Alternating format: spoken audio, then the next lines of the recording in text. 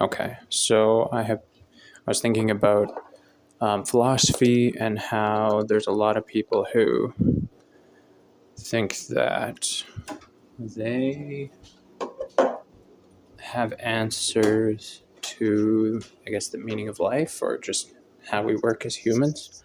And I was like, well, that doesn't make any sense because they all have flaws of some sort. So, in their own way. And it's confusing because you think if someone truly had the answers, like they would probably just leave society or go do something really good with their lives, like helping the poor, like the whole story of the original Buddha, where he took up a life of the middle way, and he started helping people. He renounced, unnecessary things. He still saw it fit to eat and drink and maintain his life in a general way, but he saw, I believe, he saw it as more important to help other people than to be perfect. And that's why he was, I think, content is probably the best word. He was at least seen as very content. He was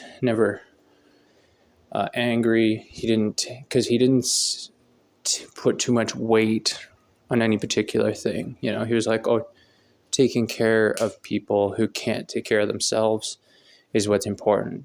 And everything else was extra, basically, to him, I think, anyways. And that was Jesus in a lot of ways, too. So then you wonder, okay, like, let's say Alan Watts, he doesn't, as far as I understand, I never heard of him, like, going out and helping people. He wrote books and he taught. He was a lecturer. He was pretty famous by the end of his life. So he had a lot of good things to say, I believe, and he translated a lot of the Eastern ideas into a Western reference frame, which is important for the modern day usage of it, because I think we can use more of that Eastern idea in our lives, that Eastern philosophy. But I'm like, okay, they all have flaws, so what's going on here? And the simple conclusion that I came up with is that we're all just human, and these people, regardless of how mentally and emotionally transcendent they get, let's say like the monks who practice silence and prayer and peace and what's that word? They practice being more compassionate, more empathetic, and these monks are happier. They're naturally more empathetic and compassionate, and so they're able to make that as more important. But it's a practice they have. They literally practice being more empathetic, and that's what they value. But that doesn't make them superhuman. It just means that's what they practice. If you do a lot of push-ups, you'll get stronger in your upper body, but your legs will probably stay kind of weak. If you do a lot of squats, vice versa. If you train as an engineer, you might be really good at like quickly understanding and manipulating mechanical devices. But then someone comes up with a fluid dynamics problem and you have no idea. Or someone comes up with like, hey, can you be understanding and compassionate right now really, really strongly? And you'd be like, well, no, it's not natural to me. Maybe you're a man, so I know that's stereotypical, but still, statistically speaking, women are more empathetic. So maybe you're a man, maybe you're an engineer, maybe you don't practice compassion, maybe you're not religious. And so all these things add up to like, maybe it's hard for you to be compassionate. Like you care about people logically, you know that people matter and that you don't want people to come to harm, but actively feeling compassion is a whole other story and something that you can't do very easily because you don't practice it. You didn't grow up with it. It's not something you know. And so fundamentally, really what I feel that is important to understand is like all these people have these practices and they are who they are, and maybe they're really great people because of it, but they're not actually any more or more superhuman than we are. They might understand life better, but that should make them come to us with more compassion because they understand. It's like an adult coming to a child, and if the adult is like, haha, I know more than you, it's like, well, I mean, obviously you're way older and you've done more things and you've lived life and you've gone through puberty. But if you come to a child and you're like, hey, you messed up and I understand because you're young and you don't know that this is important. So here, let me show you why this is important. And then maybe in the future you can try and understand this and not make the same mistake. And so that is what like true understanding and compassion should lead to.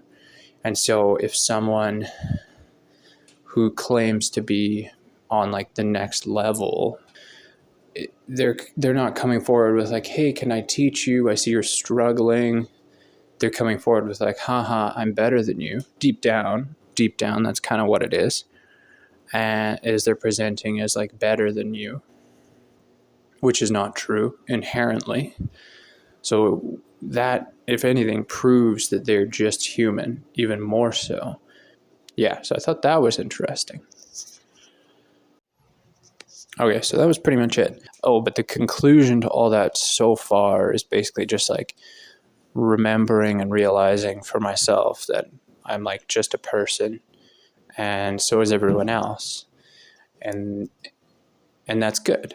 It's good. Because it's like, you're a person, I'm a person, we're all just people.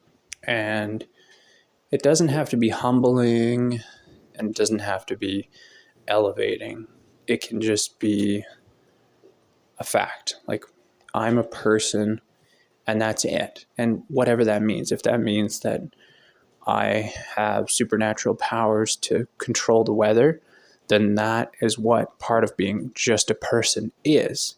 It's not like I'm better because I have supernatural powers to control the weather. It's that, okay, if I have supernatural powers to control the weather, then other people must have this power as well because I'm just a person. And if I can do it, that means other people can do it. So if I can be very compassionate, if I can learn how to build technology and relationships and love things and love myself and meditate really, really hardcore and be a good boyfriend or husband or father or friend or whatever, and I can learn all these things and I can shoot lightning out of my fingers, let's say, just to be dramatic, then, and I'm just a human, that means that everybody can learn to do these things. It might be harder for some. Maybe like my girlfriend she's better at caring about people than I am and getting excited about things. I'm really bad at that. And I'm really good with mechanics and technology, and I'm not afraid of certain things. I really enjoy being alone. And maybe there's some people, I'm a good writer. These are things I'm good at and other people struggle with maybe. And other people are like, oh, I really want to learn how to be alone. And I'm like, cool. Like, yeah, do it, whatever, or don't. Like, it doesn't matter. I like it. And that's why I do it. Yeah. But I could learn to do the things she's good at and she can teach me, and she can learn to do the things I'm good at and I can teach her. But we're both just humans. And so, and that's super cool. Like deep down, we're both just humans. And so if she goes away to Tibet for 10 years and learns how to meditate like a mother and can levitate Does that mean she's better than me? I mean, probably, but no. It means that she went and took the time and put in the effort to learn how to levitate. And it's super sick. Like, that's awesome. Good for her. But that doesn't mean she's more human than me, or less human than me, or better than me, or worse than me, or anything. It means that anybody can learn to levitate. That's what that would mean, deep down. So I thought that was nice.